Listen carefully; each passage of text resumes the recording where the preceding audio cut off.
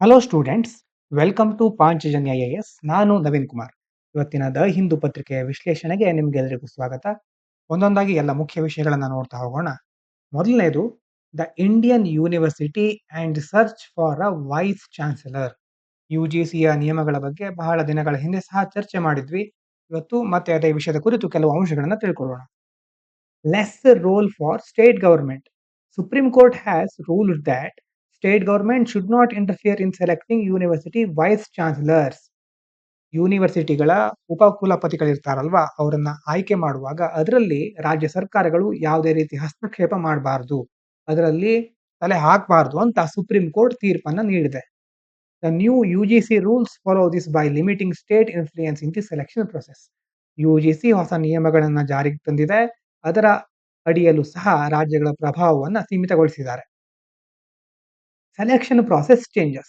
The draft regulations say that only highly qualified individuals like former vice chancellors can be on the selection committee. ಅಂತಂದ್ರೆ ಈ ಕುಲಪತಿಗಳನ್ನ ಅಥವಾ ಉಪಕುಲಪತಿಗಳನ್ನ ಮುಖ್ಯವಾಗಿ ಅಥವಾ ಬೇರೆ ಬೇರೆ ಮುಖ್ಯ ಹುದ್ದೆಯಲ್ಲಿರುವವರನ್ನ ಆಯ್ಕೆ ಮಾಡಬೇಕಾದ್ರೆ ಅದಕ್ಕೆ ಒಂದು ಸಮಿತಿಯನ್ನ ರಚಿಸ್ತಾರಲ್ವಾ.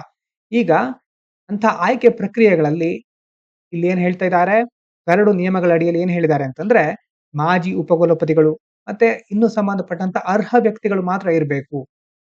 The chancellor, the universities executive body and the UGC will nominate these members. ಇದಕ್ಕೆ ಒಂದು ಸಮಿತಿಯನ್ನ ರೂಪಿಸ್ತಾರೆ ಅಂತಂದ್ರೆ ಆ ಸಮಿತಿಗೆ ಸದಸ್ಯರು ಇರಬೇಕಾಗತ್ತೆ.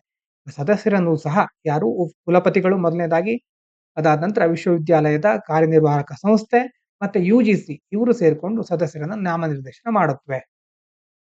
ಸ್ಟೇಟ್ ಗವರ್ಮೆಂಟ್ ಕನ್ಸರ್ನ್, ಆದ್ರೆ ರಾಜ್ಯ ಸರ್ಕಾರಗಳಿಗೆ ಏನು ಸಮಸ್ಯೆ ಆಗಿದ್ರೆ, since state universities are mainly funded and managed by state governments ಅಂತಂದ್ರೆ ಈ ರಾಜ್ಯ ಸರ್ಕಾರ ಏನ್ ಮಾಡ್ತಾ ಇದೆ, ಈ ವಿಶ್ವವಿದ್ಯಾಲಯಗಳಿಗೆ ಹಣಕಾಸಿನ ಸಹಾಯವನ್ನು ನೀಡ್ತಾ ಇದೆ ಮತ್ತೆ ಅದರ ನಿರ್ವಹಣೆಯನ್ನ ನೋಡ್ಕೊಳ್ತಾ ಇದೆ. ಹಾಗಾಗಿ ಕೇವಲ ಹಣ ಕೊಡ್ಲಿಕ್ಕೆ ಮಾತ್ರ ನಾವು ಬೇಕು, ಅದಕ್ಕೆ ಸಂಬಂಧಪಟ್ಟ ನಿರ್ಧಾರವನ್ನ ಕೈಗೊಳ್ಳುವಾಗ ನಮ್ಮನ್ನ ನೀವು ಪರಿಗಣಿಸ್ತಾ ಇಲ್ಲ ಅನ್ನೋದು ರಾಜ್ಯ ಸರ್ಕಾರಗಳ ದೂರು. ಹಾಗಾಗಿ ಕುಲಪತಿಗಳ ನೇಮಕಾತಿಗಳಲ್ಲಿ ಮತ್ತೆ ಈಗ ಯಾವುದೇ ಒಂದು ವಿಷಯ ಬಂದ್ರೆ ಅದರಲ್ಲಿ ತಮ್ಮ ಅಭಿಪ್ರಾಯಕ್ಕೆ ಮನ್ನಣೆ ದೊರೆಯಬೇಕು ಅಂತ ರಾಜ್ಯಗಳು ಬಯಸ್ತಾ ಇವೆ. ಇನ್ನು ಕೆಲವರು ಏನ್ ಹೇಳ್ತಿದ್ದಾರೆ ಇದಕ್ಕೋಸ್ಕರ ಅಂತಂದ್ರೆ, some suggest that neutral academic acceptable to the state could represent the state interest. ಇದರಲ್ಲಿ ಒಬ್ಬ ಮಧ್ಯಸ್ಥಿಕೆಯನ್ನು ವಹಿಸಿಕೊಳ್ಳಿಕ್ಕೆ ಅಂತಂದ್ರೆ ರಾಜ್ಯದ ಪರವಾಗಿ ರಾಜ್ಯಗಳ ಹಿತಾಸಕ್ತಿಯನ್ನ ಪ್ರತಿನಿಧಿಸುವಂತಹ ಒಬ್ಬ ತಟಸ್ಥ ಶೈಕ್ಷಣಿಕ ವ್ಯಕ್ತಿ. ತಟಸ್ಥ ಅಂತಂದ್ರೆ ಅವರು ಬಯಾಸ್ಡ್ ಆಗಿರಬಾರ್ದು, ಯಾವುದೇ ಒಂದು ಪಕ್ಷದ ಪರ ತಮ್ಮ ಒಲವನ್ನು ಹೊಂದಿರಬಾರ್ದು. ಹಾಗೂ ರಾಜ್ಯದ ಹಿತಾಸಕ್ತಿಗಳು ಏನೇನು, ಯಾಕೆ ರಾಜ್ಯಗಳು ಇದನ್ನ ಮುಂದಿಡ್ತಾ ಇವೆ ಇಂತಹ ಒಂದು ಬೇಡಿಕೆಯನ್ನ ಅನ್ನೋದನ್ನ ನ್ಯಾಯ ವ್ಯವಸ್ಥೆಯ ಮುಂದಾಗಲಿ ಅಥವಾ ಬೇರೆ ಬೇರೆ ಸಮಿತಿಗಳ ಮುಂದೆ ಪ್ರಸ್ತುತಪಡಿಸಬೇಕು ಈ ತಟಸ್ಥವಾದ ಶೈಕ್ಷಣಿಕ ವ್ಯಕ್ತಿ. ಹಾಗಾಗಿ ಇಂಥ ಒಂದು ವ್ಯಕ್ತಿಗಳನ್ನ ನೇಮಕ ಮಾಡೋದ್ರಿಂದ ರಾಜ್ಯಗಳ ಸಮಸ್ಯೆ ಬಗೆಹರಿಬಹುದು ಅಂತ ಕೆಲವರು ಸಜೆಷನ್ ಅನ್ನು ಕೊಟ್ಟಿದ್ದಾರೆ. ಇನ್ನು broadening VCs eligibility, vice chancellors eligibility. The new rules allow experienced professionals from public policy, government, industry and research, not just professors, to become vice chancellors as seen in international universities. ಈಗ ಅಂತಾರಾಷ್ಟ್ರೀಯ ಮಟ್ಟದ ಸಂಸ್ಥೆಗಳು, ಶಿಕ್ಷಣ ಸಂಸ್ಥೆಗಳು ಅಥವಾ ಬೇರೆ ಬೇರೆ ಹೊಸ ಸಂಸ್ಥೆಗಳು ಬರುತ್ತಲ್ವಾ, ಅದರಲ್ಲಿ ಏನ್ ಮಾಡ್ತಾ ಇದ್ದಾರೆ, ಕೇವಲ ಶಿಕ್ಷಣ ಕ್ಷೇತ್ರದಿಂದ ಮಾತ್ರ ಅಲ್ಲ, ಪ್ರಾಧ್ಯಾಪಕರನ್ನು ಹೊರತುಪಡಿಸಿ ಸಾರ್ವಜನಿಕ ನೀತಿ ಆಗಿರಬಹುದು, ಸರ್ಕಾರದಿಂದ ಮತ್ತೆ ಬೇರೆ ಬೇರೆ ಉದ್ಯಮಗಳಿಂದ, ಹಾಗೆ ಸಂಶೋಧನಾ ಕ್ಷೇತ್ರಗಳಿಂದ ಸಹ ಅನುಭವಿಯಾದ ವೃತ್ತಿಪರರಿಗೆ ಕುಲಪತಿಗಳಾಗ್ಲಿಕ್ಕೆ ಅವಕಾಶ ಮಾಡಿ ಕೊಡ್ತಾ ಇದ್ದಾರೆ. ಹೀಗೆ ಮಾಡೋದ್ರಿಂದ ಏನಾಗುತ್ತೆ, ಆ ಒಂದು ವಿಶ್ವವಿದ್ಯಾಲಯಗಳ ಕಾರ್ಯವೈಖರಿಯಲ್ಲಿ ಹೆಚ್ಚಿನ ಬದಲಾವಣೆ ಕಂಡು ಬರುತ್ತೆ. ಅಂತಹ ಒಂದು ನಿಯಮಗಳನ್ನ ಭಾರತದಲ್ಲೂ ಅಳವಡಿಸ್ಕೊಳ್ಬೇಕು.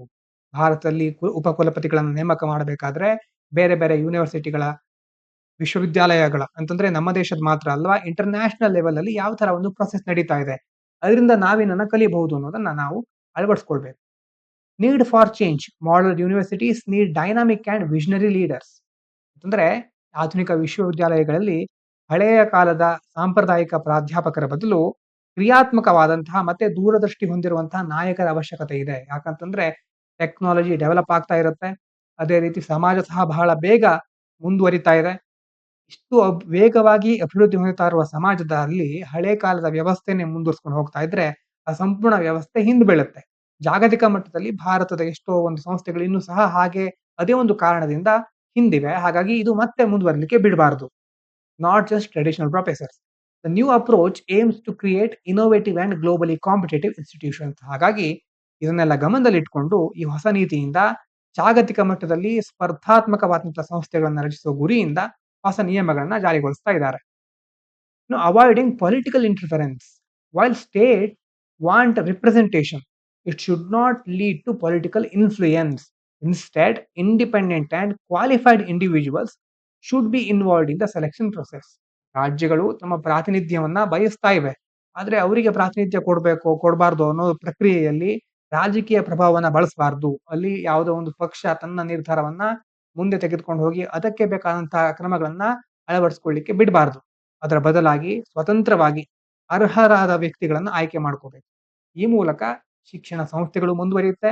ಶಿಕ್ಷಣ ಡೆವಲಪ್ ಆಗ್ತಾ ಇದ್ದ ಹಾಗೆ ಸಮಾಜದ ಇತರ ಸಮಸ್ಯೆಗಳು ಸಹ ಆಟೋಮೆಟಿಕ್ ಆಗಿ ಡೆವಲಪ್ ಅದರಲ್ಲಿ ಸಮಸ್ಯೆಗಳನ್ನ ನಾವು ಕಂಪ್ಲೀಟ್ ಆಗಿ ನಿರ್ಮೂಲನೆಗೊಳಿಸಬಹುದು. ಅಂತಂದ್ರೆ ಎಲ್ಲದೂ ಸಹ ಪ್ರತಿಯೊಂದು ಇಂಟರ್ಲಿಂಕ್ ಅಂತ ಹೇಳ್ತೀವಲ್ವಾ? ಎಜುಕೇಶನ್, ಪವರ್ಟಿ, ಹೆಲ್ತ್ ಹೀಗೆ ಒಂದೊಂದು ಚಕ್ರ ಇದೆ. ಅಂದ್ರೆ ಎಜುಕೇಶನ್ ಸರಿಯಾಗಿ ಸಿಕ್ಕಿದ್ರೆ ಅವನು ಒಳ್ಳೆ ಉದ್ಯೋಗನ ಪಡ್ಕೋಬಹುದು. ಉದ್ಯೋಗನ ಪಡ್ಕೊಂಡು ತನ್ನ ಬಡತನವನ್ನ ನಿವಾರಿಸಿಕೊಳ್ಬಹುದು. ಯಾವಾಗ ಅವನಿಗೆ ಎಜುಕೇಶನ್ ಇರುತ್ತೋ ಮತ್ತೆ ಸರಿಯಾದ ಹಣಕಾಸಿನ ವ್ಯವಸ್ಥೆ ಇರುತ್ತೋ ಆವಾಗ ಅವನು ಉತ್ತಮ ಆರೋಗ್ಯವನ್ನ ಪಡ್ಕೋಬಹುದು. ಉತ್ತಮ ಆರೋಗ್ಯದಿಂದ ಅವನ ಮುಂದಿನ ಜನಾಂಗ ಅದಕ್ಕಿಂತ ಚೆನ್ನಾಗಿ ಎಜುಕೇಶನ್ ಪಡ್ಕೋಬಹುದು. ಈ ಒಂದು ಸೈಕಲ್ ಕಂಟಿನ್ಯೂ ಆಗ್ಲಿಕ್ಕೆ ಹೆಲ್ಪ್ ಆಗುತ್ತೆ. ಈ ಒಂದು ಕರೆಕ್ಟ್ ಆಗಿ ಇದನ್ನ ನೆನಪಿಟ್ಕೊಳ್ಳಿ. ಎಜುಕೇಶನ್, ಪವರ್ಟಿ, ಹೆಲ್ತ್ 3 ವಿಷಯಗಳು ಒಂದಕ್ಕೊಂದು ಲಿಂಕ್ ಹಾಕೊಂಡಿರುತ್ತೆ.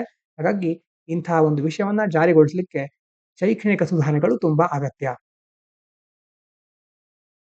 ಇದಾದ ನಂತರ ಕೆಳಗಡೆ an India-US trade agreement and the test of WTO laws, World Trade Organization ಅದರ ಬಗ್ಗೆ ಕೆಲವೊಂದು ಅಂಶಗಳನ್ನ ಮತ್ತೆ ಭಾರತ ಹಾಗೂ ಅಮೆರಿಕಾದ ದ್ವಿಪಕ್ಷೀಯ ಒಪ್ಪಂದಗಳು ವ್ಯಾಪಾರಗಳ ಕುರಿತಾಗಿ ಕೆಲವು ಅಂಶಗಳನ್ನ ಇಲ್ಲಿ ಕೊಟ್ಟಿದ್ದಾರೆ. India US bilateral trade agreement BTA ಅಂತ ಕರೀತೇವೆ. ದ್ವಿಪಕ್ಷೀಯವಾದ ವ್ಯಾಪಾರ ಒಪ್ಪಂದ. India and the US have agreed to negotiate a trade deal by the end of 2025. ಈ ವರ್ಷದ ಕೊನೆಯಲ್ಲಿ ಒಂದು ಟ್ರೇಡ್ ಡೀಲ್ ಅನ್ನ ಅಂದ್ರೆ ಒಂದು ಟ್ರೇಡ್ ಡೀಲ್ ಅನ್ನ ಅನುಷ್ಠಾನಗೊಳಿಸಲಿಕ್ಕೆ ಎರಡು ದೇಶಗಳು ಮಾತುಕತೆಯನ್ನು ನಡೆಸ್ತಾ ಇವೆ. However, it is unclear what sectors and products will be included. ಆದ್ರೆ ಇದರಲ್ಲಿ ಯಾವ ಯಾವ ಕ್ಷೇತ್ರಗಳನ್ನ ಯಾವ ಯಾವ ವಲಯಗಳನ್ನ ಉತ್ಪನ್ನಗಳನ್ನ ಸೇರಿಸಬೇಕು ಅನ್ನೋದು ಇನ್ನೂ ಸಹ ಸ್ಪಷ್ಟ ಆಗಿಲ್ಲ. WTO rules and challenges. Both countries must follow WTO rules. ಎರಡು ದೇಶಗಳು WTO ರೂಲ್ಸ್ ಗಳನ್ನ ಫಾಲೋ ಮಾಡಬೇಕು. which prevent special trade benefits for specific nations unless they form a full free trade agreement covering most trade between them. ಅಂತಂದ್ರೆ WTO ಏನ್ ಹೇಳುತ್ತೆ, ಎರಡು ದೇಶಗಳ ನಡುವೆ ಸಂಪೂರ್ಣವಾಗಿ ಮುಕ್ತವಾದ ವ್ಯಾಪಾರ ಒಪ್ಪಂದವನ್ನ ರೂಪಿಸಿದ ಹೊರತು ಕೇವಲ ಒಂದು ದೇಶಕ್ಕೆ ನಾವು ಸ್ಪೆಷಲ್ ಆಗಿರೋ ಕೆಲವೊಂದು ನಿಯಮಗಳನ್ನ ತರ್ತೇವೆ ಅನ್ನೋ ಹಾಗಿಲ್ಲ. ಅಂತಂದ್ರೆ ಆ ಎರಡು ದೇಶಗಳ ನಡುವೆ ಒಂದು FTA ಇರಬೇಕು ಅಥವಾ ಯಾವುದೇ ಸ್ಪೆಷಲ್ ಆದಂತಹ ಅದಕ್ಕೋಸ್ಕರ ಆದಂತಹ ಹೊಸದಾದ ನೀತಿಗಳನ್ನ ಜಾರಿಗೊಳಿಸುವ ಹಾಗಿಲ್ಲ. ಹಾಗಾಗಿ ಮೊದಲು FTA ಆಗ್ಬೇಕು. ವಿಶೇಷ ವ್ಯಾಪಾರ ಪ್ರಯೋಜನಗಳನ್ನ ಕೇವಲ ಒಂದು ದೇಶಕ್ಕೆ ತನಗೆ ಬೇಕಾದ ಹಾಗೆ ನೀಡೋ ಹಾಗಿಲ್ಲ ಯಾವುದೇ ದೇಶ. ಇನ್ನು ಅದಕ್ಕೆ ಬೇರೆ ಪರಿಹಾರ ಏನಿದೆ ಅಂತಂದ್ರೆ possible legal approaches. India and the US can call their agreement an interim agreement leading to an FTA, which is allowed under WTO rules if there is a clear plan to form a FTA within 10 years. ಅಂತಂದ್ರೆ ಈಗ ಭಾರತ ಮತ್ತೆ ಅಮೆರಿಕಕ್ಕೆ ಒಂದು ಆಯ್ಕೆ ಇದೆ. ಈಗ ನಾವು ಇನ್ನು 10 ವರ್ಷಗಳ ನಂತರ FTA ಮಾಡ್ಕೊಳ್ಳಿಕ್ಕೆ ಹೊರಟಿದ್ದೇವೆ. ಹಾಗಾಗಿ ಈಗಲೇ ಅದರ ಬಗ್ಗೆ ಏನ್ ಮಾಡ್ತಾ ಇದ್ದೇವೆ, ಒಂದು ಮಧ್ಯಂತರ ಒಪ್ಪಂದವನ್ನ ಮಾಡ್ಕೊಳ್ತಾ ಇದ್ದೇವೆ ಅಂತ ಇವರು ಹೇಳಬಹುದು. ಹೀಗೆ ಹೇಳೋದ್ರಿಂದ ಭಾರತ ಅಮೆರಿಕಕ್ಕೆ ಸ್ಪೆಷಲ್ ಆಗಿ ಕೆಲವೊಂದು ಟ್ರೇಡ್ ರೂಲ್ಸ್ ಗಳನ್ನ ಹಾಕೊಳ್ಬಹುದು. ಬೇರೆ ದೇಶಗಳಿಗೆ ಹೊರತುಪಡಿಸಿ ಅಮೆರಿಕಕ್ಕೆ ಮಾತ್ರ ನಾವು ಅದಕ್ಕೆ ಬೇಕಾದಂತಹ ಮತ್ತೆ ಅಮೆರಿಕ ಭಾರತಕ್ಕೆ ಬೇಕಾದಂತಹ ಕೆಲವೊಂದು ರೂಲ್ಸ್ ಗಳನ್ನ ಟ್ರೇಡಿಂಗ್ ಅನ್ನ ಮತ್ತೆ ವಾಣಿಜ್ಯಕ್ಕೆ ಸಂಬಂಧಪಟ್ಟ ಕ್ರಮಗಳನ್ನ ಕೈಗೊಳ್ಳಬಹುದು. ಹಾಗಾಗಿ ಅದಕ್ಕೆ ಮುಖ್ಯವಾಗಿ ಇಲ್ಲಿ ಏನ್ ಹೇಳಿದ್ದಾರೆ, ಒಂದು ಮಧ್ಯಂತರ ಒಪ್ಪಂದ ಅಂತ ಮಾಡ್ಕೊಳ್ಳೋದು. ಅದರ ಅರ್ಥ ಏನು, ಇನ್ನು 10 ವರ್ಷಗಳ ಒಳಗೆ FTA ಮಾಡ್ಕೊಳ್ಳುತ್ತವೆ ಎರಡು ದೇಶ ಅಂತಂದ್ರೆ ಫ್ರೀ ಟ್ರೇಡ್ ಅಗ್ರಿಮೆಂಟ್ ಅನ್ನ ಮಾಡ್ಕೊಳ್ಳುತ್ತವೆ. ಇನ್ನು concerns about the fair trade. India must ensure that agreement does not unfairly favor US products or violate WTO principles like the most favored nations rule. Most favour Nations rule ಅಂತಂದ್ರೆ ಏನು, ಇದು WTO the ಒಂದಂತ rule ಇದು. ಆ rule ಏನ್ ಹೇಳ್ತಾರೆ ಅಂತಂದ್ರೆ, ಯಾವುದೇ ದೇಶ ಕೇವಲ ಒಂದು ದೇಶಕ್ಕೆ ಮಾತ್ರ ಸ್ಪೆಷಲ್ ಆಗಿರೋ ರೂಲ್ಸ್ ಗಳನ್ನ ತೆಗೆದುಕೊಂಡು ಬರಬಾರದು. ಒಂದು ರೂಲ್ಸ್ ಒಂದು ಪ್ರಾಡಕ್ಟ್ ಗೆ ಸಂಬಂಧಪಟ್ಟ ಹಾಗೆ ಅದು ಯಾವ್ಯಾವ ದೇಶದ ಜೊತೆ ವ್ಯಾಪಾರ ಮಾಡ್ತಾ ಇರುತ್ತೋ ಆ ಎಲ್ಲಾ ದೇಶಗಳಿಗೂ ಸಮಾನವಾದಂತಹ ರೂಲ್ಸ್ ಗಳು ಇರಬೇಕು. ಹಾಗಾಗಿ ಒಂದು ದೇಶಕ್ಕೆ ಈಗ ಹೇಳ್ತಾರಲ್ಲ ಕನ್ನಡದಲ್ಲಿ, ಒಂದು ಕಣ್ಣಿಗೆ ಬೆಣ್ಣ ಇನ್ನೊಂದು ಕಣ್ಣಿಗೆ ಸುಣ್ಣ ಅಂತ. ಹಾಗೆ ಒಂದು ಕಣ್ಣಿಗೆ ಬೆಣ್ಣೆ ಇನ್ನೊಂದು ಕಣ್ಣಿಗೆ ಸುಣ್ಣ ಅನ್ನುವಂತಹ ನೀತಿಯನ್ನ ಇಲ್ಲಿ ಯಾವುದೇ ದೇಶ ಅಳವಡಿಸ್ಕೊಳ್ಬಾರ್ದು ಅಂತ ಇದರ ಪ್ರಕಾರ ಹೇಳ್ತಾರೆ. ಮೋಸ್ಟ್ ಫೇವರ್ಡ್ ನೇಷನ್ಸ್ ಅಂತಂದ್ರೆ ಎಲ್ಲರಿಗೂ ಒಂದೇ ರೀತಿಯ ಪ್ರಾಧಾನ್ಯತೆಯನ್ನು ಕೊಡೋದು. Which requires equal treatment for all trading partners ಅಂತಂದ್ರೆ ಎಲ್ಲ ಟ್ರೇಡಿಂಗ್ ಪಾರ್ಟ್ನರ್ಸ್ ಗಳಿಗೆ ಈಕ್ವಲ್ ಆದಂತಹ ಟ್ರೀಟ್ಮೆಂಟ್, ಎಲ್ಲರನ್ನ ಸಮಾನವಾಗಿ ಪರಿಗಣಿಸೋದು. India's role in global trade. India supports a rule-based trading system and should ensure that any agreement respect WTO laws instead of giving in US demands that could weaken fair trade practices ಅಂತ ಅಂದ್ರೇನು, ಭಾರತ ನಿಯಮಗಳನ್ನ ಆಧರಿಸಿದ ವ್ಯಾಪಾರ ವ್ಯವಸ್ಥೆಯನ್ನು ಬೆಂಬಲಿಸುತ್ತೆ. Rule based trading system ಹಾಗಂದ್ರೇನು, ಒಂದು ವ್ಯಾಪಾರ ಪ್ರಕ್ರಿಯೆಯನ್ನ ಮಾಡಿಕೊಳ್ಳೋಕ್ಕಿಂತ ಮೊದಲು ಎರಡು ದೇಶಗಳು ಕೆಲವೊಂದು ರೂಲ್ಸ್ ಗಳನ್ನ ಹಾಕೊಂಡಿರುತ್ತೆ. ಒಂದು ಕಂಟ್ರಿ ಈ ಕಡೆ ಇದೆ C1, ಈ ಕಡೆ ಇನ್ನೊಂದು ಕಂಟ್ರಿ 2 ಇದೆ ಅಂತಂದ್ರೆ ಮಿಡ್ಲ್ ಅಲ್ಲಿ ಒಂದು ರೂಲ್ಸ್ ಇರುತ್ತೆ. ಆ ರೂಲ್ಸ್ ಅನ್ನ ಎರಡು ಕಂಟ್ರಿಗಳು ಫಾಲೋ ಮಾಡಲೇಬೇಕು. ಹಾಗೆ ಫಾಲೋ ಮಾಡಿದಾಗ ಮಾತ್ರ ಆ ವ್ಯಾಪಾರ ಸುಗಮವಾಗಿ ಸಾಗ್ತಾ ಇರುತ್ತೆ. ಯಾವುದೇ ಒಂದು ದೇಶ ರೂಲ್ಸ್ ಅನ್ನ ಬ್ರೇಕ್ ಮಾಡಿದ್ರೆ ಆವಾಗ ಅದ್ರ ಮೇಲೆ ಇನ್ನೊಂದು ದೇಶ ಪನಿಷ್ಮೆಂಟ್ ಕೊಡಬಹುದು ಅಥವಾ ಸುಂಕವನ್ನ ಹಾಕಬಹುದು. ಹೀಗೆ ಇಂತಹ ಕೆಲವೊಂದು ನಿಯಮಗಳು ಅದರಲ್ಲಿ ಇರುತ್ತೆ. ಭಾರತ ಈ ಸಿಸ್ಟಮ್ ಅನ್ನ ಫಾಲೋ ಮಾಡ್ತಾ ಇದೆ ಅಂತ ಇದನ್ನ ಬೆಂಬಲಿಸ್ತಾ ಇರೋದ್ರಿಂದ ಈಗ ಯಾವುದೇ US ಎಕ್ಸ್ಟ್ರಾ ಬೇಡಿಕೆನ ನಮ್ಮ ಮುಂದೆ ಇಟ್ಟರೂ ಸಹ ಅದಕ್ಕೆ ಮಣಿಯದೆ ನ್ಯಾಯಯುತವಾಗಿ ಫೇರ್ ಆಗಿ ವ್ಯಾಪಾರ ಪದ್ಧತಿಗಳನ್ನ ಯಾವುದೇ ರೀತಿ ದುರ್ಬಲಗೊಳ್ಳದ ಹಾಗೆ ನೋಡ್ಕೊಳ್ಬೇಕು. ಮತ್ತೆ WTO ಕಾನೂನುಗಳನ್ನ ನಾವು ಪಾಲಿಸಬೇಕು. ಹೀಗಾದಾಗ ಮಾತ್ರ ನಮ್ಮ ವಾಣಿಜ್ಯ ವ್ಯಾಪಾರ ಈ ಎಲ್ಲಾ ವಿಷಯಗಳು ಸುಗಮವಾಗಿ ಮುಂದಿನ ದಿನಗಳಲ್ಲಿ ನಡೀಲಿಕ್ಕೆ ಸಾಧ್ಯ ಅಂತ ಇದರಲ್ಲಿ ಹೇಳ್ತಾ ಇದ್ದಾರೆ. ಇದಾದ ನಂತರ ಇನ್ನು ಈ ಕಡೆ miles to go, union government finally attempts change in Manipur but faces hurdles. ಮಣಿಪುರದಲ್ಲಿ ಆಗ್ತಾ ಇರುವಂತಹ ಗಲಭೆ ಬಗ್ಗೆ ಕೆಲವು ದಿನಗಳ ಹಿಂದೆ ಮಾತನಾಡಿದ್ವಿ. ಅದರ ಬಗ್ಗೆ ಇನ್ನೊಂದು ಆರ್ಟಿಕಲ್ ಬಂದಿದೆ. President rule imposed. The central government removed Manipur's chief minister N. Biren Singh and imposed president rule to control the ongoing ethnic violence. ಏನಾಗ್ತಾ ಇದೆ, ಜನಾಂಗೀಯ ಹಿಂಸಾಚಾರ ನಡೀತಾ ಇದೆ. ಅದನ್ನ ನಿಯಂತ್ರಿಸಲಿಕ್ಕೆ ಅಲ್ಲಿ ಮೊದಲಿದ್ದ ಬಿರೇನ್ ಸಿಂಗ್ ಅವರನ್ನ ಪದಚ್ಯುತಗೊಳಿಸಿ ಈಗ ಕೇಂದ್ರ ಸರ್ಕಾರ ಅಲ್ಲಿ ರಾಷ್ಟ್ರಪತಿ ಆಳ್ವಿಕೆಯನ್ನ ಹೇರಿದೆ. Weapons recovery efforts. The government has asked armed groups to return stolen weapons, but only a third of around 3,000 missing weapons have been recovered. ಸರ್ಕಾರ ಅಲ್ಲಿ ಹಲವಾರು ಗುಂಪುಗಳು ಏನ್ ಮಾಡಿದ್ವು, ಬೇರೆ ಬೇರೆ ಶಸ್ತ್ರಗಳನ್ನ ಕದ್ದೊಯ್ದು ಬಿಟ್ಟಿದ್ವು, ಮತ್ತೆ ಅದರಿಂದ ತಮ್ಮ ವಶಕ್ಕೆ ತೆಗೆದುಕೊಂಡು ಬಿಟ್ಟಿದ್ವು. ಸರ್ಕಾರ ಅವರಿಗೆ ಏನ್ ಹೇಳಿದೆ, ಎಲ್ಲಾ ಶಸ್ತ್ರಾಸ್ತ್ರಗಳನ್ನ ವಾಪಸ್ ಮಾಡಿ ಅಂತ ಮೊದಲು ಆರ್ಡರ್ ಮಾಡಿತ್ತು. ಆದ್ರೆ ಆ ಕಾಣೆಯಾದ ಶಸ್ತ್ರಾಸ್ತ್ರಗಳಲ್ಲಿ ಸುಮಾರು 3,000 ಶಸ್ತ್ರಾಸ್ತ್ರಗಳಲ್ಲಿ 1/3 ಒಂದು ಭಾಗವನ್ನ ಮಾತ್ರ ಈಗ ವಶಪಡಿಸಿಕೊಳ್ಳಲಾಗಿದೆ. Ethnic tension continue. Some Kuki Zo groups ಮತ್ತೆ ಡಿಮಾಂಡಿಂಗ್ ಸಪರೇಟ್ ಯೂನಿಯನ್ ಟೆರಿಟರಿ. ಇಲ್ಲಿ ಮತ್ತೊಂದು ಗ್ರೂಪ್ ಬರುತ್ತೆ, ನಾಗಾ ಕಮ್ಯುನಿಟಿ. ಹೀಗೆ ಬೇರೆ ಬೇರೆ ಗುಂಪುಗಳಿದೆ, ಚಿಕ್ಕ ಚಿಕ್ಕ ಗುಂಪುಗಳು ದೊಡ್ಡ ಮಟ್ಟದಲ್ಲಿ ಗಲಭೆಯನ್ನ ಮಾಡ್ತಾ ಇವೆ. ಅವರಲ್ಲೇ ಜಗಳ ಆಗ್ತಾ ಇರೋದು ತಡಿಲಿಕ್ಕೆ ಆಗ್ತಾ ಇಲ್ಲ. ಹಾಗಾಗಿ ಇಲ್ಲಿ ಏನಾಗ್ತಾ ಇದೆ ಅಂತಂದ್ರೆ, ಕೆಲವು ಜನಾಂಗೀಯ ಗುಂಪುಗಳು ನಮಗೋಸ್ಕರ ಒಂದು ಕೇಂದ್ರಾಡಳಿತ ಪ್ರದೇಶವನ್ನ ಬೇಡಿಕೆ ಇಡ್ತಾ ಇವೆ. ಮತ್ತೆ ಅದರ ಜೊತೆ ನಾಗಾ ಸಮುದಾಯಗಳು ಸಹ ಇದಕ್ಕೆ ಮತ್ತಷ್ಟು ಪ್ರತಿರೋಧ ವ್ಯಕ್ತಪಡಿಸಬಹುದು ಅಂತ ಹೇಳ್ತಾ ಇದ್ದಾರೆ. ಹಾಗಾಗಿ ಅಷ್ಟು ಬೇಗ ಈ ಒಂದು ಸಮಸ್ಯೆ ಪರಿಹರಿಸುವ ಯಾವುದೇ ಲಕ್ಷಣ ಕಾಣಿಸ್ತಾ ಇಲ್ಲ. Need for stronger action. The government must take strict action against those who incite violence, recover all missing weapons and ensure only the state control arms. ಹಾಗಾಗಿ ಸರ್ಕಾರ ಏನ್ ಮಾಡಬೇಕು, ಕಠಿಣವಾದ ಕ್ರಮಗಳನ್ನು ಕೈಗೊಳ್ಳಬೇಕು. ಹಿಂಸಾಚಾರವನ್ನ ಪ್ರಚೋದಿಸುವವರ ವಿರುದ್ಧ ಮತ್ತೆ ಅವರ ವಿರುದ್ಧ ಸಹ ಅವರನ್ನ ಸರಿಯಾಗಿ ಕಠಿಣ ಕ್ರಮ ತೆಗೆದುಕೊಂಡು ಅವರನ್ನ ಜೈಲಿಗೆ ಹಾಕಬೇಕು. ಅದಾದ ನಂತರ ಕಾಣೆಯಾದ ಎಲ್ಲಾ ಶಸ್ತ್ರಾಸ್ತ್ರಗಳನ್ನ ಹಿಂಪಡಿಬೇಕು. ಮತ್ತೆ ಎಲ್ಲಾ ಶಸ್ತ್ರಾಸ್ತ್ರಗಳ ನಿಯಂತ್ರಣವನ್ನ ಸರ್ಕಾರ ತನ್ನ ಬಳಿಯಲ್ಲಿ ಇಟ್ಕೊಳ್ಬೇಕು. ಇನ್ನು role of central leadership. Honourable prime minister Narendra Modi and the home ministry must personally step in to appeal for peace and help displaced people return home. ಅಂತಂದ್ರೆ ಮುಖ್ಯವಾಗಿ ಕೆಲವು ಸೈನಿಕರನ್ನ ಕಳಿಸೋದ್ರ ಮೂಲಕ ಅಥವಾ ಯಾವುದೋ ಒಂದು ಘಟನೆಯನ್ನ ನಿಭಾಯಿಸಲಿಕ್ಕೆ ಸಣ್ಣ ಮಟ್ಟದ ರಾಜತಾಂತ್ರಿಕರನ್ನ ಅಥವಾ ಯಾವುದೇ ಒಂದು ಮಿನಿಸ್ಟರ್ನ ಕಳಿಸೋ ಬದಲು ಪ್ರಧಾನಮಂತ್ರಿಯವರು ಮತ್ತೆ ಗೃಹ ಸಚಿವಾಲಯ ವೈಯಕ್ತಿಕವಾಗಿ ಶಾಂತಿಗೋಸ್ಕರ ಮನವಿ ಮಾಡಬೇಕು. ಮತ್ತೆ ಮಧ್ಯ ಪ್ರವೇಶಿಸಿ ಈಗ ಸ್ಥಳಾಂತರಗೊಂಡಿರ್ತಾರಲ್ವಾ ಆ ಜನರು ತಮ್ಮ ಮನೆಗೆ ಮರಳಲಿಕ್ಕೆ ಸಹಾಯ ಮಾಡಬೇಕು ಅಂತ ಈ ಆರ್ಟಿಕಲ್ ಅಲ್ಲಿ ಹೇಳ್ತಾ ಇದ್ದಾರೆ. ಇದಾದ ನಂತರ ಈ ಕಡೆ limited overs form. India's performance in the short term formats of cricket its outstanding. ಅಂದ್ರೆ ಭಾರತ ಮೊನ್ನೆ ಚಾಂಪಿಯನ್ಸ್ ಟ್ರೋಫಿನ ಗೆದ್ದಿದೆ ಅಲ್ವಾ, ಹಾಗಾಗಿ ಅದರ ಕುರಿತಾಗಿ ಕೆಲವೊಂದು ಅಂಶಗಳನ್ನ ಕೊಟ್ಟಿದ್ದಾರೆ. ಸ್ಪೋರ್ಟ್ಸ್ ರಿಲೇಟೆಡ್ ಆಗಿರುವಂತಹ ವಿಷಯಗಳನ್ನ ನಾವು ಹೆಚ್ಚು ಗಮನಿಸೋದಿಲ್ಲ, ಹಾಗಾಗಿ ಇದನ್ನ ಬಹಳ ಡೀಟೇಲ್ ಆಗಿ ಡಿಸ್ಕಸ್ ಮಾಡ್ತಾ ಇರಿ. ಅಂದ್ರೆ ಭಾರತ ವರ್ಲ್ಡ್ ಕಪ್ ಮತ್ತೆ ಕೆಲವೊಂದ್ ಸಾರಿ ಈಗ ರೋಹಿತ್ ಶರ್ಮಾ ಅವರ ನೇತೃತ್ವದಲ್ಲಿ ಹಲವಾರು ಸಾರಿ ಬೇರೆ ಬೇರೆ ಫೈನಲ್‌ಗಳಿಗೆ ರೀಚ್ ಆಗಿತ್ತು. ಮತ್ತೆ ಒಳ್ಳೆ ಪ್ರದರ್ಶನವನ್ನ ನೀಡ್ತಾ ಇದೆ ಅಂತ ಕೆಲವು ಅಂಶಗಳನ್ನ ಕೊಟ್ಟಿದ್ದಾರೆ. ಮುಖ್ಯವಾಗಿ ನೆಕ್ಸ್ಟ್ ಆರ್ಟಿಕಲ್ ನೋಡೋದಾದ್ರೆ flawed food regulations fuel the obesity crisis. Obesity ಅಂತಂದ್ರೆ ಏನು? ನೆನಪಾಗ್ತಾ ಇದೆಯಾ? ಬಹಳ ದಿನಗಳ ಹಿಂದೆ ಡಿಸ್ಕಸ್ ಮಾಡಿದ್ವಿ. ಒಬೆಸಿಟಿ ಅಂತಂದ್ರೆ ಸ್ಥೂಲಕಾಯ ಅಥವಾ ಬೊಜ್ಜಿನ ಸಮಸ್ಯೆ ಭಾರತದಲ್ಲಿ ಹೆಚ್ಚಾಗ್ತಾ ಇದೆ. 1 in 4 adults in India is obese or diabetic. ಭಾರತದಲ್ಲಿ ವಯಸ್ಕರಾದ 4 ಜನರಲ್ಲಿ ಒಬ್ಬರಿಗೆ ಬೊಜ್ಜು ಅಥವಾ ಮಧುಮೇಹ ರೋಗವನ್ನ ಅಷ್ಟು ಜನ ಹೊಂದಿದ್ದಾರೆ. 4ರಲ್ಲಿ ಒಬ್ರು ಅದನ್ನ ಹೊಂದಿದ್ದಾರೆ, ಮಧುಮೇಹ ಅಥವಾ ಬೊಜ್ಜನ್ನ. To tackle these, the Economic Survey 2025 suggests a health tax on ultra processed foods. ಅಂತಂದ್ರೆ ಅತಿ ಹೆಚ್ಚು ಸಂಸ್ಕರಿಸ್ತಾರಲ್ವಾ ಅಂತಹ ಆಹಾರಗಳ ಮೇಲೆ ಆರೋಗ್ಯ ತೆರಿಗೆಯನ್ನ ಹೇರಬೇಕು ಅಂತ 2025ರ ಆರ್ಥಿಕ ಸಮೀಕ್ಷೆ ಹೇಳ್ತಾ ಇದೆ. ಹೆಚ್ಚು ತೆರಿಗೆ ಹಾಕಿದ್ರೆ ಏನಾಗುತ್ತೆ? ಅದರ ಬೆಲೆ ಏರುತ್ತೆ. ಈ ಬೆಲೆ ಏರಿಕೆಯಿಂದ ಜನರು ಅಂತಹ ಆಹಾರಗಳನ್ನ ಖರೀದಿಸುವುದನ್ನ, ಸೇವಿಸುವುದನ್ನ ಕಡಿಮೆ ಮಾಡಬಹುದು ಅನ್ನೋದು ಆರ್ಥಿಕ ಸಮೀಕ್ಷೆಯ ಅಭಿಪ್ರಾಯ. ಇನ್ನು weak regulations. India lacks a clear food labelling.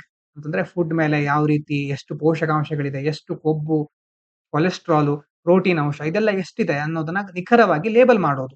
And advertising rules ಅಂತಂದ್ರೆ ಅಡ್ವರ್ಟೈಸ್ ಮಾಡ್ಬೇಕಾದ್ರೆ ಈಗ ಒಂದು ಹಾರ್ಲಿಕ್ಸ್ ಕುಡಿದ್ರೆ ಎಲ್ಲ ಬಂದ್ಬಿಡುತ್ತೆ, ಟಾಲರ್, ಸ್ಟ್ರಾಂಗರ್, ಶಾರ್ಪರ್ ಪ್ರತಿಯೊಂದು ಸಹ ಎಲ್ಲ ಬಂದ್ಬಿಡುತ್ತೆ ನಮಗೆ ಅಂತ ಹೇಳ್ತಾರಲ್ವಾ ಮಕ್ಕಳಲ್ಲಿ. ಅಂತಹ ಒಂದು ಅಡ್ವರ್ಟೈಸ್ಮೆಂಟ್ ಅಲ್ಲಿ ಏನೇನೋ ಹೇಳೋದನ್ನ ತಪ್ಪಿಸ್ಬೇಕು. ಹಾಗಾಗಿ ಇಂಡಿಯಾದಲ್ಲಿ ಅದಕ್ಕೆ ಸಂಬಂಧಪಟ್ಟಂತಹ ಸರಿಯಾದ ನಿಯಮಗಳು ಇಲ್ಲ. The food safety and standards authority of India has failed to implement strict guidance since 2017. ಭಾರತದಲ್ಲಿ FSSAI ಇದೆ, ಆದ್ರೆ ಇದು ಇಂತಹ ಕಠಿಣ ಕ್ರಮಗಳನ್ನ ಜಾರಿಗೊಳಿಸುವುದರಲ್ಲಿ ವಿಫಲ ಆಗಿದೆ ಅಂತ ಹೇಳ್ತಾ ಇದ್ದಾರೆ. Flawed nutrition rating. The current health star rating system misleads consumers by allowing unhealthy foods to appear healthier than they actually are. ಒಂದು ಹೆಲ್ತ್ ಸ್ಟಾರ್ ಸಿಸ್ಟಮ್ ಅಂತಿದೆ. ಇದು ಹೆಲ್ತ್‌ಗೆ ಎಷ್ಟು ಒಳ್ಳೆಯದು ಅನ್ನೋದಂತದ್ದ ಒಂದು ಸಿಸ್ಟಮ್ ಅದು. ಎಷ್ಟು ಸ್ಟಾರ್ ಇದ್ರೆ ಅಷ್ಟು ಸ್ಟಾರ್ ಅಂತಂದ್ರೆ ಸ್ಟಾರ್‌ಗಳನ್ನ ನೋಡ್ಕೊಂಡು ಜನರು ಅದನ್ನ ಖರೀದಿ ಮಾಡ್ತಾರೆ.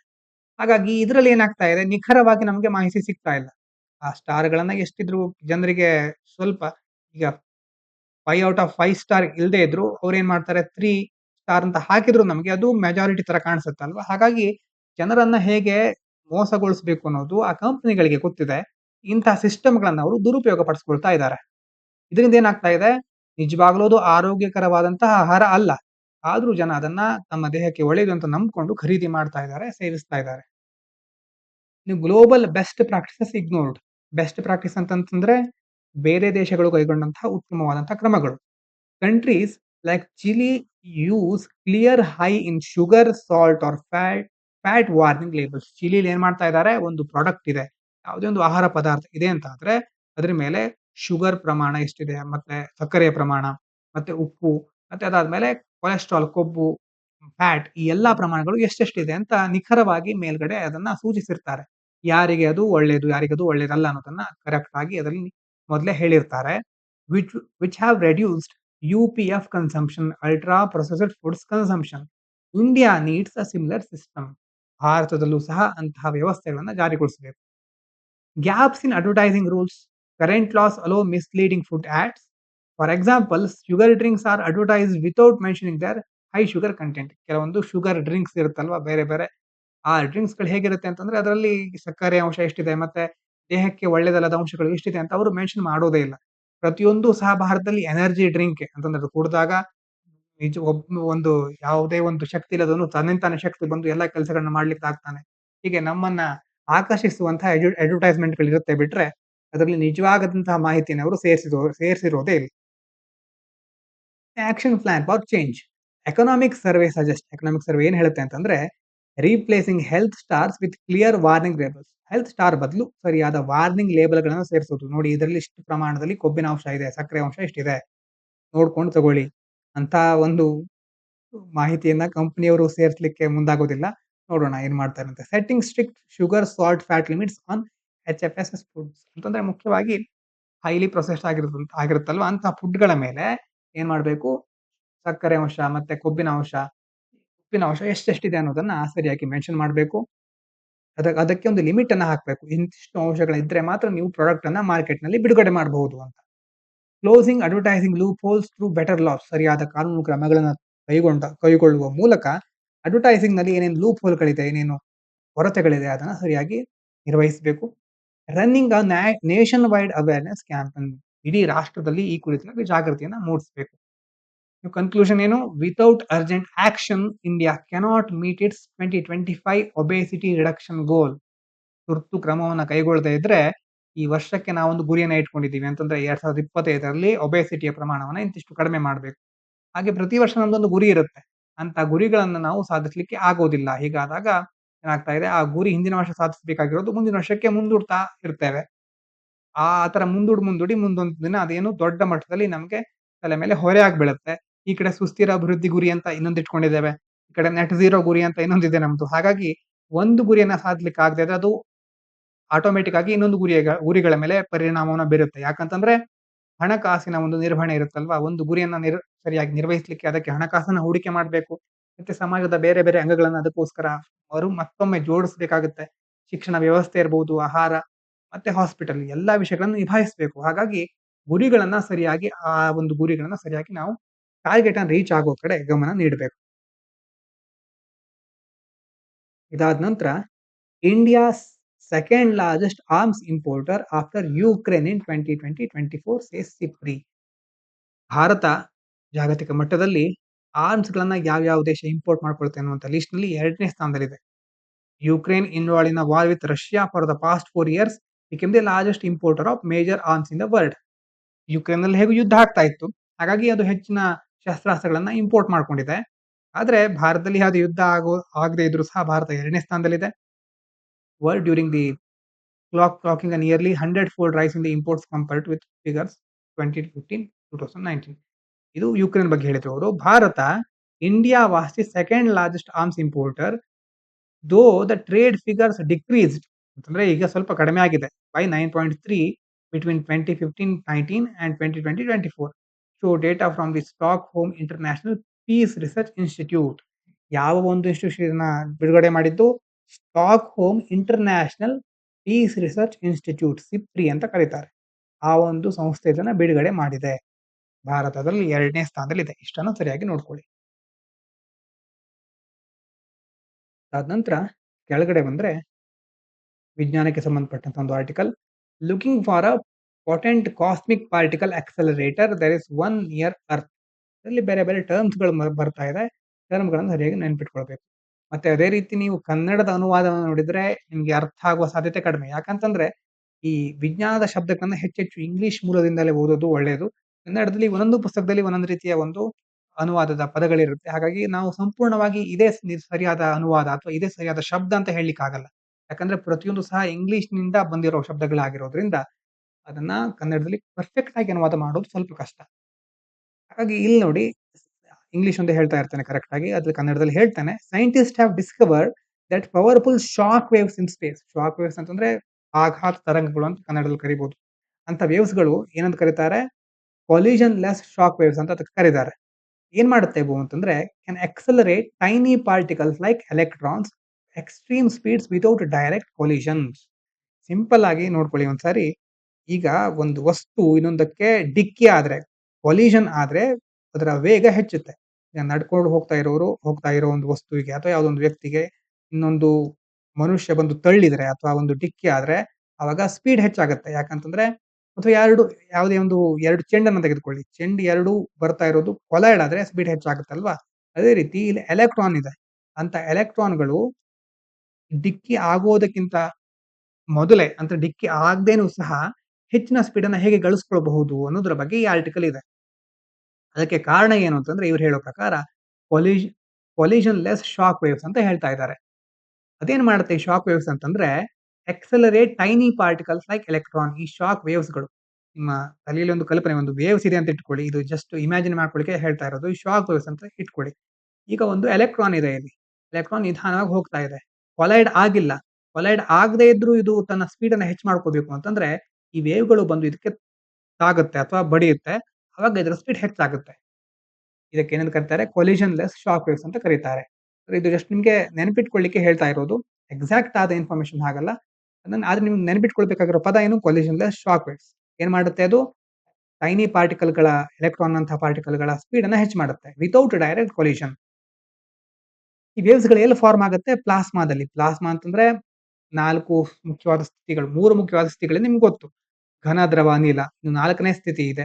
ಯಾವುದು? ಪ್ಲಾಸ್ಮಾ ಅಂತ. ಹೈಯೆಸ್ಟ್ ಟೆಂಪರೇಚರ್‌ನಲ್ಲಿ ಇದು ಫಾರ್ಮ್ ಆಗುತ್ತೆ. a charged gas found in space and help explain how cosmic rays, high energy space particles, travel vast distances. ಈ ಪ್ಲಾಸ್ಮಾದಿಂದ ಒಂದು ಚಾರ್ಜ್ಡ್ ಆದಂತಹ ಒಂದು ಗ್ಯಾಸು ಈಗ ಅಂತರಿಕ್ಷದಲ್ಲಿ ಕಂಡುಬರುತ್ತೆ. ಇದ್ರಿಂದ ಏನಾಗುತ್ತೆ ಕಾಸ್ಮಿಕ್ ರೇಗಳು, ಕಾಸ್ಮಿಕ್ ಕಿರಣಗಳು ಹೇಗೆ ಬೇರೆ ಬೇರೆ ದೂರದ ಪ್ರದೇಶಗಳಿಗೆ ಪ್ರಯಾಣಿಸುತ್ತೆ ಅಂತ ಇದರಿಂದ ನಮಗೆ ತಿಳಿಯುತ್ತೆ. ಈ ಹೇಗೆ ಇದನ್ನ ಫೈಂಡ್ ಔಟ್ ಮಾಡಿದ್ದಾರೆ? Using data from NASA satellites, researchers observed a unique event near earth magnetosphere. ಭೂಮಿಗೆ ಒಂದು ಕಾಂತಶಕ್ತಿ ಇದೆ. ಕಾಂತಶಕ್ತಿ ಇರುವಂತಹ ಪ್ರದೇಶಗಳನ್ನ ಕಾಂತಕ್ಷೇತ್ರ, ಭೂಮಿಯ ಕಾಂತಕ್ಷೇತ್ರ ಅಂತ ಕರೀತೇವೆ.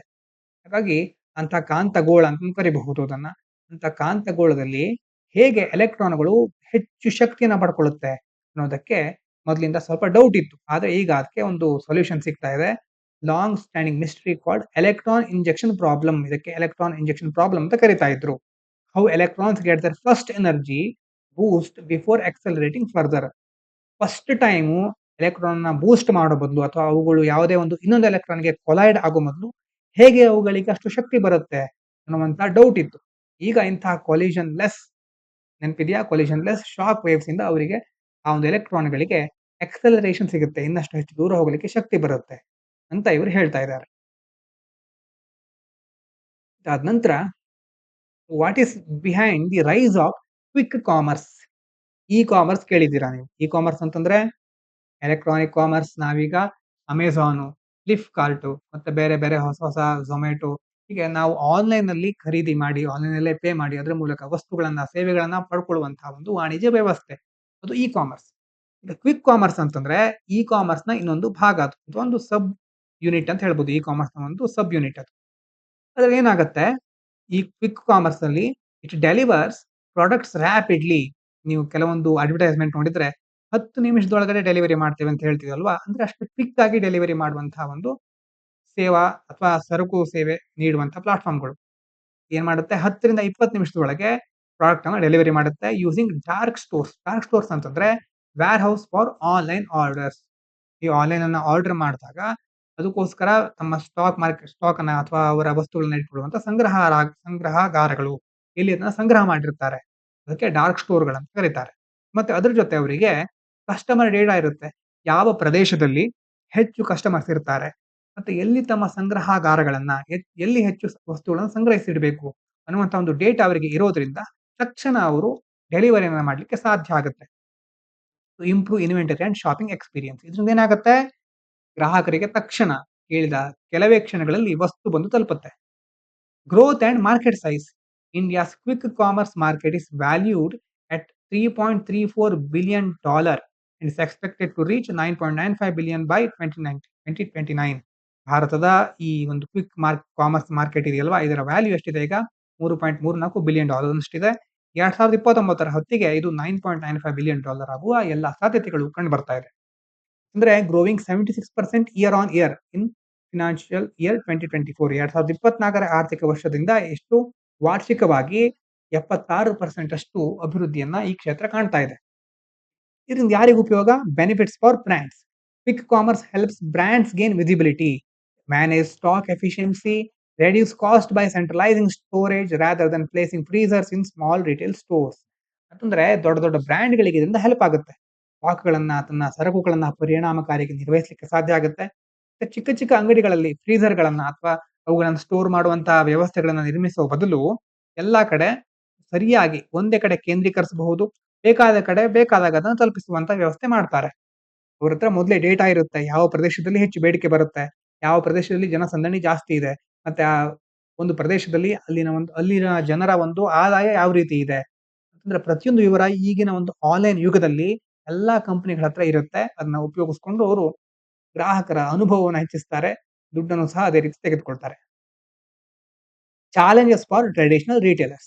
Local retailers accuse platforms like Blinkit, Zepto, and Swiggy Instamart of predatory pricing, deep discounts, and using customer data unfairly, making it hard for small business to compete.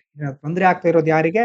ಚಿಕ್ಕ ಚಿಕ್ಕ ಉದ್ಯಮಗಳಿರುತ್ತವೆ ಅಥವಾ retail ಶಾಪ್‌ಗಳಿರುತ್ತೆ. ಅಂತಹ ಶಾಪ್‌ಗಳಿಗೆ ಈ ಬ್ಲಿಂಕಿಟ್, ಝೆಪ್ಟೋ ಅಂತ ಕೇಳಿದಿರಿ, ಸ್ವಿಗ್ಗಿ, ಇನ್ಸ್ಟಾಮಾರ್ಟ್ ಮುಂತಾದವುಗಳಿಂದ ಅವ್ರೇನ್ ಮಾಡ್ತಾರೆ, ರಿಲೇಟರಿ ಪ್ರೈಸಿಂಗ್ ಅಂತಂದ್ರೆ ಸ್ಪರ್ಧಾತ್ಮಕವಾಗಿ ಬೇರೆಯವರಿಗಿಂತ ಹೆಚ್ಚು ಕಡಿಮೆ ಬೆಲೆಯಲ್ಲಿ ತಾವು ಇದನ್ನ ಕೊಟ್ಟರೆ ಬಹಳ ಬೇಗ ನಮ್ಮ ವ್ಯಾಪಾರ ಉದ್ಯಮ ಮುಂದುವರಿಯುತ್ತೆ ಅನ್ನೋದು ಅವರ ಒಂದು ಉದ್ದೇಶ. ಹಾಗಾಗಿ ಡಿಸ್ಕೌಂಟ್ ಇಡ್ತಾರೆ.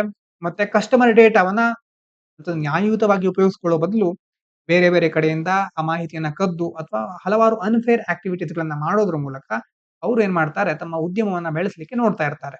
ಇದರಿಂದ ಚಿಕ್ಕ ಬಿಸಿನೆಸ್‌ಗಳು ನಷ್ಟವನ್ನ ಅನುಭವಿಸ್ತಾ ಇವೆ.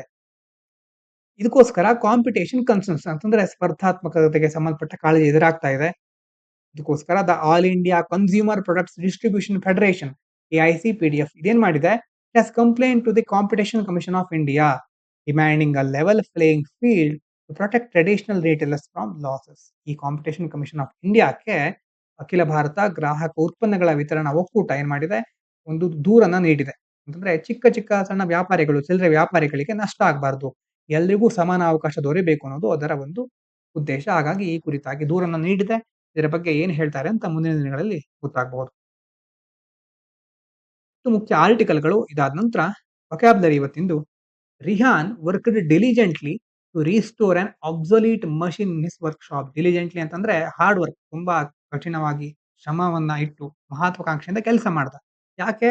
Restore an obsolete machine. Obsolete ಅಂತಂದ್ರೆ ಔಟ್‌ಡೇಟೆಡ್, ಓಲ್ಡ್ ಫ್ಯಾಷನ್, ಯೂಸ್‌ಲೆಸ್ ಆಗಿರೋದು, ಹಳೆ ಆಗಿರುವಂತಹ ಒಂದು ಮಷೀನ್ ಅನ್ನ ಸರಿ ಮಾಡ್ಲಿಕ್ಕೆ ಅವನು ತುಂಬಾ ಕಠಿಣವಾಗಿ, ಕಷ್ಟವಾಗಿ ಕಷ್ಟಪಡ್ತಾ ಇದ್ದ. However the instructions were ambiguous. ಆದ್ರೆ ಅವನಿಗೆ ಇನ್ಸ್ಟ್ರಕ್ಷನ್ ಕೊಟ್ಟಿದ್ರಲ್ವಾ, ಆಂಬಿಗಿಯಸ್ ಆಗಿತ್ತು. ಆಂಬಿಗಿಯಸ್ ಅಂತಂದ್ರೆ ಅಸ್ಪಷ್ಟ ಆಗಿರೋದು, ಅನ್‌ಕ್ಲಿಯರ್, ಕನ್ಫ್ಯೂಸಿಂಗ್ ಆಗಿತ್ತು. Making it hard to understand the process. ಹೇಗೆ ಮಾಡೋದು ಅಂತ ಆ ಪ್ರೊಸೆಸ್ ಅರ್ಥ ಮಾಡ್ಕೊಳ್ಳಿಕ್ಕೆ ಅವನಿಗೆ ಆಗ್ತಾ ಇರ್ಲಿಲ್ಲ. Situation became ಪ್ರಿಕೇರಿಯಸ್. ಪ್ರಿಕೇರಿಯಸ್ ಅಂತಂದ್ರೆ ಅನ್‌ಸ್ಟೇಬಲ್, ರಿಸ್ಕಿ, ಅನ್‌ಸರ್ಟೈನ್ ಅಂತಂದ್ರೆ ಅವನಿಗೆ ಗೊತ್ತಾಗ್ತಾ ಇರಲಿಲ್ಲ ಏನ್ ಮಾಡೋದು ಮುಂದೆ.